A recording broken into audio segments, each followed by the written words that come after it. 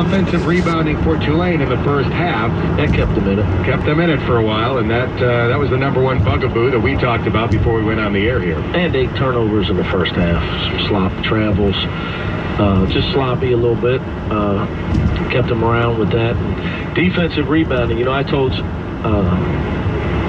you early. I tell everybody early. I don't think anybody listens, though, but I tell everybody early that this team, scoring is something that we can do when we share the ball.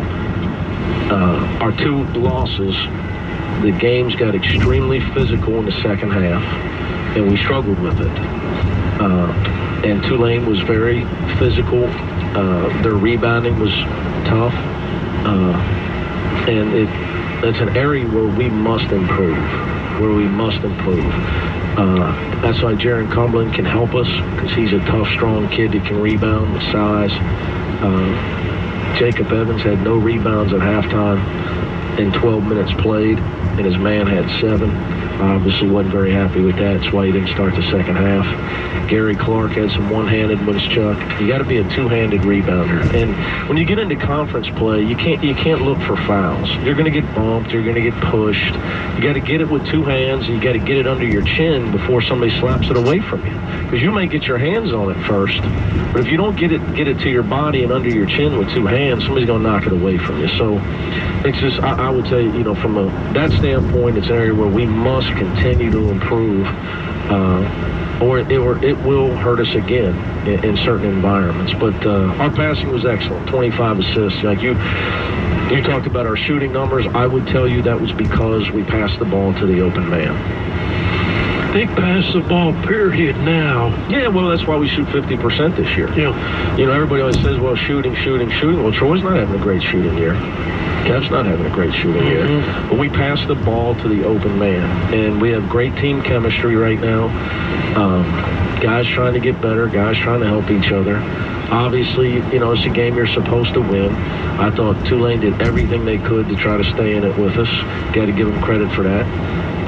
But once we defensively we stopped blowing assignments and finished our play with a defensive rebound, we were able to get out on the break, because when a team sends 4 guys to the glass against you to try to offensive rebound, they're susceptible in transition. Right. And that's what the key to. Once we got those rebounds, it was a barrage of threes and layups or dunks on the other end, because we were finishing the possession with the defensive rebound. You could not have been disappointed with the way 90% of the time your kids were running all 5.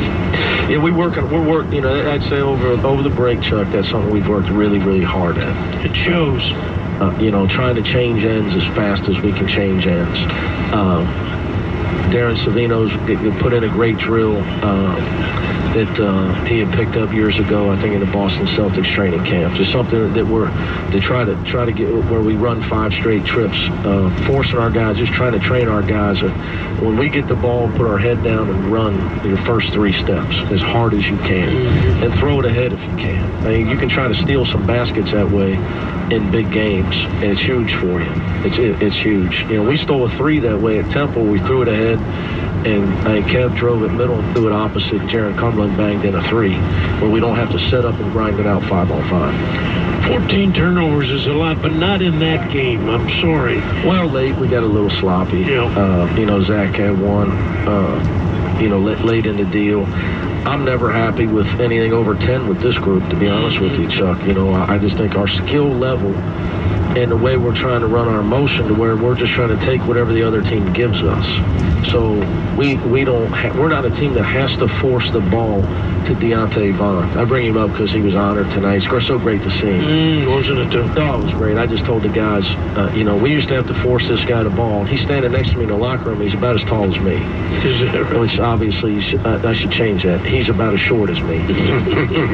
And we used to have to get this guy shots, and the other 4 guys really struggled to score. And this guy scored 22 in a row in Madison Square Garden against the 7th-ranked team in the country. They couldn't believe it. They were all younger. Right. It was a long time ago, but 8 years ago, as a matter of fact. So I told them I may show it to them. They didn't believe me. So, but this team doesn't have that. We have 5 guys that can score. We don't have to force the ball to one guy. So that's why we shouldn't have the turnovers, because we don't have to force certain things to be able to get a shot. Where is he now, just to have the audience know? Deontay's in Europe. He plays in the Republic of Georgia. He's been playing professionally since he graduated here.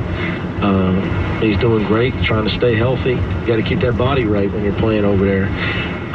But it's just great to see him. So he told me he's got a week till he's got to go back over there. He was telling the guy, I told him, tell them that. He said, Coach, you can't imagine how good basketball players are everywhere. So he's in the Republic of Georgia. Coach, it's really a good league. Oh, man. They play our game worldwide. I mean, and it's good for him to impart that to our players so that they understand. Because young kids, they all think they're going to the NBA. One last question. We haven't hit it, and it should be 25 assists. I thought that showed how hard your kids did what you just said they did, and that's anybody can shoot the ball. We've got to give it to anybody that is open, and we've done it. One other key, they were doubling the post tonight, Chuck. So our passing inside out was excellent. You know, Gary and Kyle, those two in particular, they're veteran guys, and if you help off the wrong, if you double them from the middle, they hit the dive guy for a layup. If you double them from the three-point line, they find the shooter. Coach Jackson did a great job with the game prep with that. He was right on the money with where Tulane was going to come from with their doubles and the 2 ways they were going to do it. We had the guys ready. So I give Coach Jackson an assist for that. Congrats on the win. Thanks, guys. Cincinnati beats Tulane 92-56, 10,000 plus. Looking on here at Fifth Third Arena, 10,328 to be exact. All right, what my Uncle Phil would call an easy yard for the Bearcats tonight. That was always a baseball term, but it can apply to basketball as well.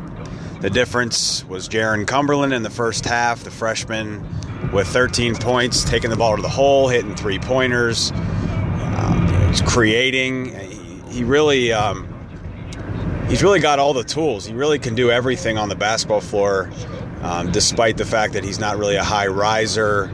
He's not the fastest guy in the world.